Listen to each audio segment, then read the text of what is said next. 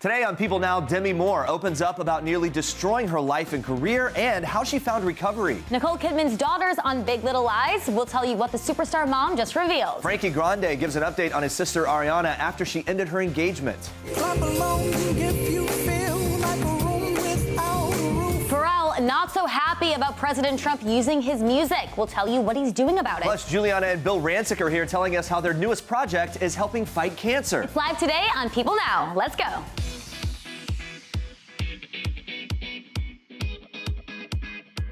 Hey guys, happy Tuesday. Welcome to People Now. Great to see you. Exactly one day until Halloween, and we're more than ready to get spooky around here. And what better way to prep for the holiday than to binge on some super scary movies? I know you like scary movies, Jeremy. I like to hate them. We're asking you to send in your best horror film gifts to get us in the mood for the holiday so they can be funny, scary. Send them all. Tweet us those gifts with the hashtag PeopleNow. You may see them on the show. Yeah, we'll check in on those scary movie gifts a little later, but for now, here's what you need to know and what's trending today. We start with this. Life is certainly not a straight line, and I think everyone here has dealt with not feeling good enough at some point in their lives.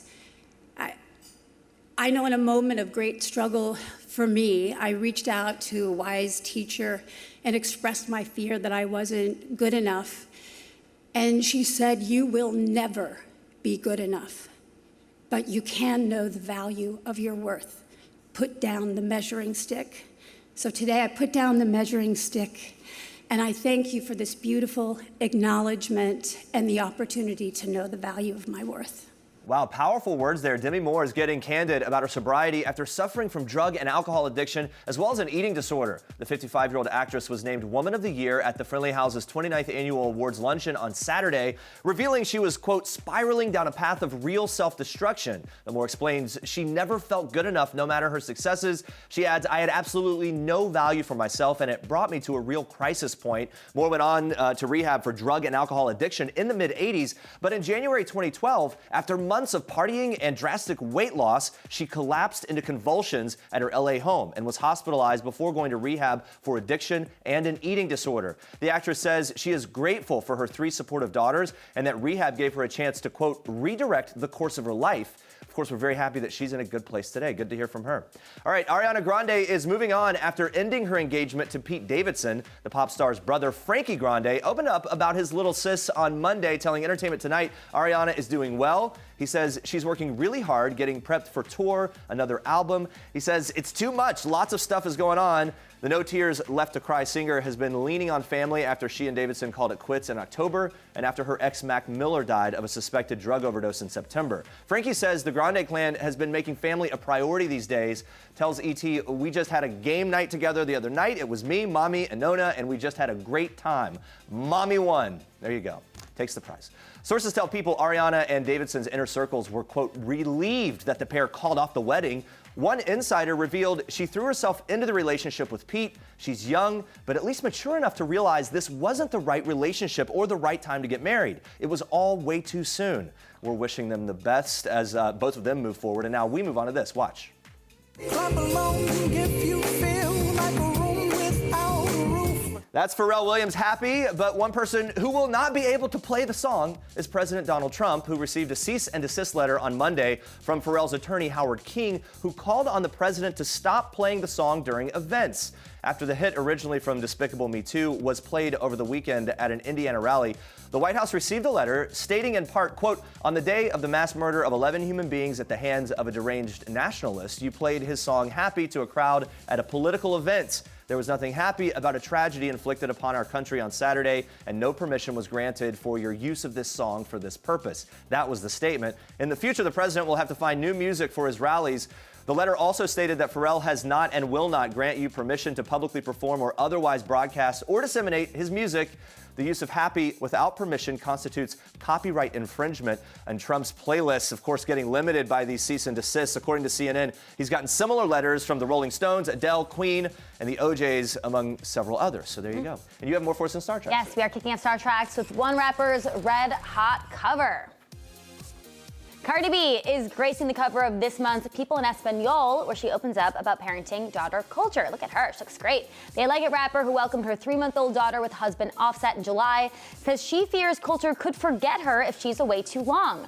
Cardi backed out of the Bruno Mars 24K Magic World Tour because she wants to be with culture as much as possible, explaining, "I want to be the one that, when she cries, I'm the one that stops her from crying." Cardi B announced her decision to pull out of the tour on social media, admitting to fans that she, quote, underestimated the whole mommy thing. The 26-year-old goes on to say that while culture will no doubt grow up in the lap of luxury, she wants her to be appreciative and know her mother's roots, adding, "I will be taking her to her cousins, her grandmother's house, and I would like her to see how the people in my community live. I would like for her to be humble, for her to want to share, for her not to be snobby." And Cardi, who's very proud of her Hispanic heritage, has high hopes for culture when it comes to being, well, cultured. Cardi explains she wants her daughter to speak at least 4 languages: English, French, Italian, and of course Spanish. The cover story comes out the same day rapper Nicki Minaj and Cardi B called a truce after weeks of trashing one another. Cardi called out Minaj in a string of expletive-filled Instagram videos, posting the clips mere hours after Minaj spoke about their conflict in an episode of her Queen radio show. Got pretty nasty. The truce comes 7 weeks after their infamous New York Fashion Week brawl. We're glad they've finally made peace. Hopefully that's the end of all that. Moving on to this, Nicole Kidman is spilling on season 2 of Big Little Lies. The actress stops by The Ellen Show on Tuesday and might have revealed a bit more than she had intended to, thanks to Ellen's charm. We already know that Meryl Streep will be joining the cast for season 2, but Kidman shared that the Oscar winner, who will be playing Kidman's mother-in-law on the show, jumped on board without even reading the script. Now, Kidman, who also serves as a producer on the show, then mentioned to Ellen that her daughters have been spending some time on the set, which turned into one, well, fam-related casting reveal. Take a look. Right, because they can't watch Big Little Lies. They don't know how great you are in that because they're too young. Yes, but they were in as extras in Big Little Lies. Oh, really? Yes, which I've never told anyone. In There this season? I am now being a big man. Yeah. In this season or last Coming up. season? Coming up. I have. Ask me about my cats. Okay, I will. I mean, I love the show. I can't wait to look for Nicole's kids on there. So cute. Talk about a family affair. And now we have another family affair. Take a look at this. What? Are you kidding me? No, I couldn't. Stop. I couldn't wait.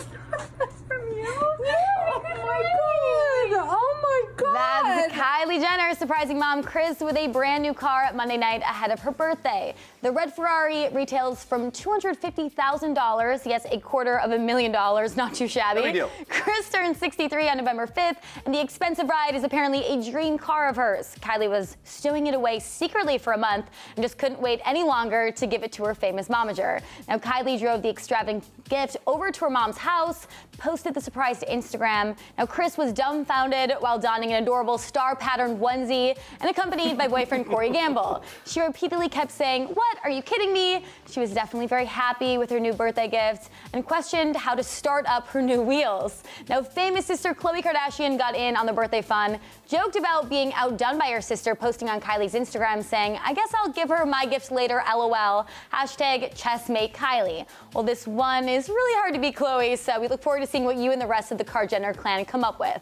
The crew has a long history of gifting cars, though. So in the past, Kylie gave both BFF Jordan Woods and ex Tyga new cars to celebrate their birthdays. And this isn't the first time Kris herself was gifted new wheels. Her kids chipped in to give her and their grandmother MJ 2 1950s era Ford Thunderbirds for Christmas in 2016. Those are amazing. But Kris actually auctioned hers off for $57,000 a little over a year later. My question is, where's my car? This does not seem fair. My family doesn't give out cars. Oh, well. And those are your Star Treks for today. Get that Kardashian money. Stare at this, guys. Judy Garland's daughter, Lorna Luft, reveals her reaction to the new A Star is Born 64 years after her mom's version of the movie premiered. Plus, we're live with Giuliana and Bill Rancic. They are telling us about a new project that's very close to their hearts. That's coming up in just a little bit.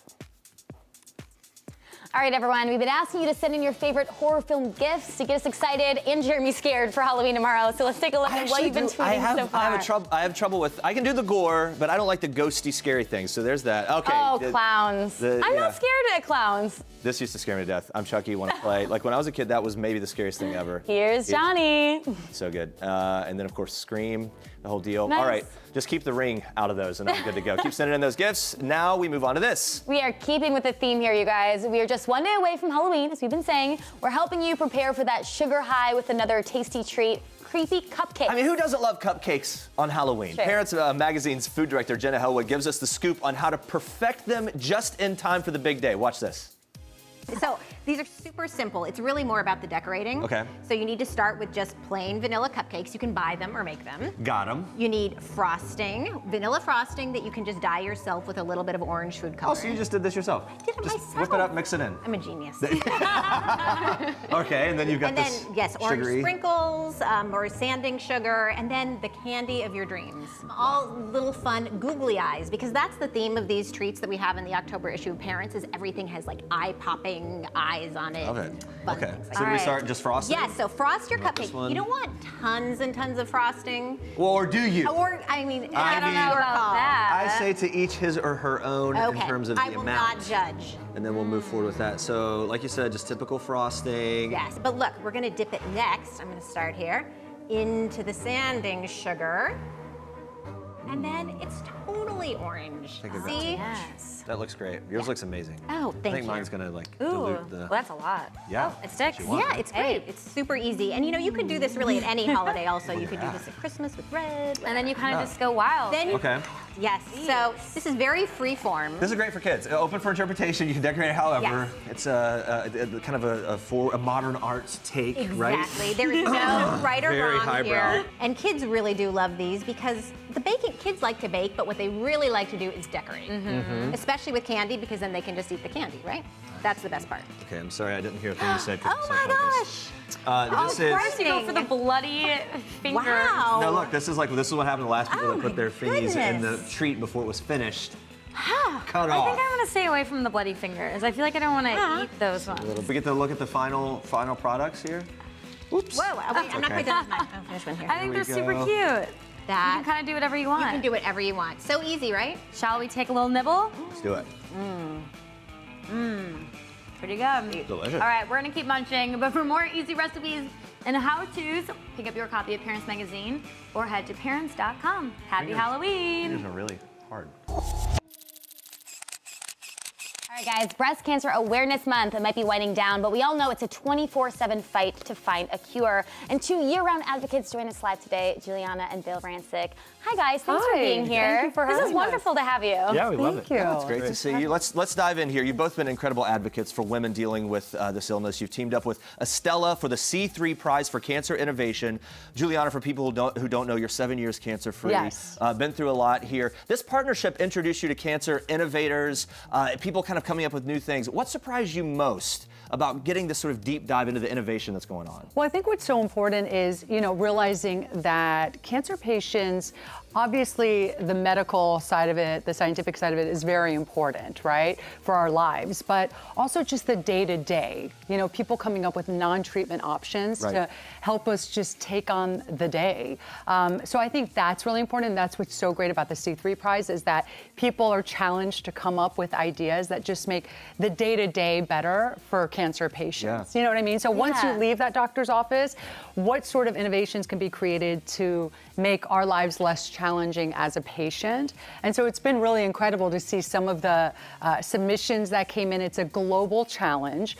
So I think people from over 20 countries entered. Wow. And the woman who won had an incredible, he was a judge at the competition in Kuala Lumpur. So I flew to Malaysia 2 weeks ago, and when Estella asked us to be judges on the C3 Prize, it was a no-brainer because having gone through cancer. Right. But I was blown away. I mean, we had so many great ideas, so many innovators, so many entrepreneurs, because there's such a need to really improve the process of cancer care, non-treatment cancer care. And we were just thrilled to be a part of it. And you've been very open about your diagnosis and Yeah. your treatment. Having now done this, what is an innovation that you wish would have existed back when you were going through this that now does exist today? That's a great question. Gosh, there's so many. I think one of the things is just anything to do with the support system. I was very, very fortunate because I had Bill as an incredible caregiver and the support of my family as well. But I can't tell you, since going public 7 years ago, the amount of women who come up to me and share their stories with me. And unfortunately, I hear from women who say they didn't have someone to help them. And so I can't even imagine those 2 a.m. sessions where I would just cry in bed if I didn't have Bill by my side to turn to and say, Bill, can you wake up? I'm scared, I'm nervous. I can't imagine not having had that, and there are a lot of women who go through breast cancer who don't have that. Isolated. So I would love to see if someone could maybe come up with a solution to help those women. I was just going to say, if I could add to that, one of the things too that I saw when I was at the World Cancer Congress for Astellas is that one of the finalists came up with an idea to get your results quicker. And I think having gone through it, a lot of the anxiety, a lot of the worry happen when you're waiting for the results to come in. You wait 2, 3, 4, 5, 7 days. And your imagination goes from the worst case. Oh my goodness. And then beyond. And then you get on the internet. Right, and then right. Oh Worst my thing you can goodness. possibly do, right? Yeah. So, one of the finalists had come up with an idea to get you the results almost instantaneously using ultraviolet rays to look at the tissue. I mean, it is so exciting what's happening in the world of cancer and what the future holds. Yeah, and you guys just celebrated your 11-year wedding anniversary. Congratulations. So congratulations. Thank you. You've been through a lot together. You also have been very open about sharing your story on social media. Right. How has that kind of helped you, and what responses have you gotten through that? It's been incredible. Whether it was infertility, having issues with trying to have a baby, or the breast cancer, these were things that we had to decide whether or not we were going to keep private or go public with. And having an incredible platform to reach so many women on being on E! News and being able to reach women all around the world. I mean, E's in 160 countries. So to be able to reach women globally and just being able to share our experience to help them feel less alone and also help guide them. I have so many women come up to me who say, I remember praying for you when you were going through breast cancer, and then I got breast cancer at 35 a couple of years later, and I looked at your story to help me. And we look at, we see your story, we hear your stories. You used to have the reality show on E! What are the chances of it coming back? We're rooting for it. You know what? A lot of reboots happen. Yeah, there are. It's true. You know what? I'm all for it. I have to tell you. If it was up to you. If it was up to me. You know what? Honestly, it's funny. We've been asked a lot lately, and I think it's because of all the reboots are happening and they're all successful. So I think we should do another Giuliana and Bill. We did almost 90 episodes of it. It's incredible, and, we used it for very good reasons, whether it was infertility or breast cancer. And looking back on it, there isn't a day that goes by where someone won't stop us and say, hey, I watched the Giuliana and Bill show, and my wife went in and got a mammogram because she was inspired by it. So, I mean, we didn't think it was going to have an impact. But to continue it that way, plus, we want to see Duke again. I know. And so he just adorably photobombed you when you were on E! News. We love this clip. Do you see an on-camera future for him? Maybe. Did you guys see the clip, though? We did. No, it was so cute. People thought that it was staged. Like, people on social media were like, there is no way that happened. I promise it happened. I was more shocked than anyone. But you can tell that it was real because all of a sudden I'm talking and I see Jason Kennedy looking over his shoulder. And I'm just in the middle of a conversation. So Duke was with me at work and he ran from behind the stage. Dancing out. And he's dancing because he was trying, oh my God, look at him. That was after. But but what was so funny about it is you hear my, when I'm talking about, I'm like, Duke, I have that nervous mom laughter, okay, honey, let's fix our hair, honey. Okay, let's go backstage. Mommy gave you chocolate, because I'd given him chocolate to sit backstage. It's all amped up. But anyway, it was just so funny, and he's the best. So yes, I think it would be fun to do a show and bring him in. I mean, luckily he's very adorable, so nobody was mad about it. What if you did a show with a game? All right. What if you did a show with a little game? We're gonna have you some scenarios. We want to know: are they so G or so B? You got it? So between you two, who's more likely to? So more addicted to their cell phone. Oh my God. So G or so B? Not even 1,000. By the way, we're running a tally to see how many of these we got right. By the way, I call it work. I do call myself work. Honey, I'm working. Fine. You get a most pass. likely to fall asleep during a movie? So B or so G? So G. Oh. You guys, I She's just everywhere. I can't believe I'm not sleeping right. I fall asleep everywhere I go. Went in the car yesterday. I was like, and I wasn't we even fly tired. a lot, and she'll be like, I'm just going to take a 5-minute nap, and then I'll sit with Duke. Okay. Who's 4 hours later, she's still up. Yeah, there we go. All right, here we keep moving. Whose side of the closet is neater? So B, so G. All right. 100%. Okay. I think they're teeing us up here. More likely to watch ahead on Netflix. So like Netflix cheat, right? Yeah. Yeah, you're the one. You can't wait. Oh, Have you guys had no fights about that? Because I sure have. All right. Well, thank you guys so much for everything and stopping by. You guys are the best. And you guys, for more info on the C3 Prize, go to c3prize.com. Well, guys, Judy Garland starred in the 1954 version of A Star is Born as an aspiring entertainer. She falls in love with former matinee idol Norman Maine, who encourages her to follow her dream while his own career is on the decline. Sound familiar? Well, Lady Gaga's role in the current box office smash is kind of a reprisal of what Judy did over 6 decades ago. They're totally different movies, but the same core story drives them both. So it was only right that Judy Garland's daughter, Lorna Luft, had a seat at the movie's premiere in September. You talk about intimidating, you just hope that she doesn't hate it. So what did Lorna think of the new version? Well, she loved it. Watch. I didn't expect anything less from Bradley Cooper. He's very smart. He's incredibly talented. He's a wonderful director. He has made a great film, and I adored it. And you went to the premiere? I did. At the Shrine in Hollywood. Tell us the significance of that moment for you. Well, because my mom's first scene in her version of A Star is Born is shot at the Shrine. And Bradley Cooper that night said, Judy Garland sat here in 1955 to watch this film, and tonight Lady Gaga sits here. And it was just touching. It was wonderful. I loved it. I just sat there. I cried and I laughed, and I went through the whole emotional roller coaster sitting in the Shrine. And I said to Bradley, I said, you did it. Now, Lorna also met Lady Gaga that night, so I had to get the inside scoop on what these two legends said to each other. Watch. She said to me, she said, I loved your mom. And I said, she would have loved you. And she would have loved this. She is magnificent in this film. And she's been so generous and so kind, and she's the real deal. She's incredibly talented, and she's a brilliant actor. And I just want to say that if she does see this, I want to say, dust off the mantle. You're going to get an Oscar nomination.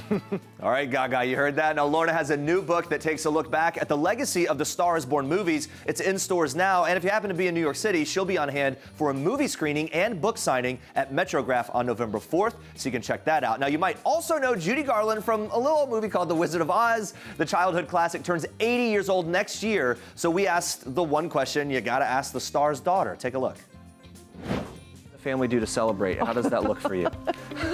Gee, I've never seen it. Yeah, right. I have grandchildren now who put it on every single day. And it was funny, they heard her voice on the radio. And my 4-year-old looked at me and said, Gigi, which they call me. And I said, yeah, she said, that's Triple G. And I said, it is.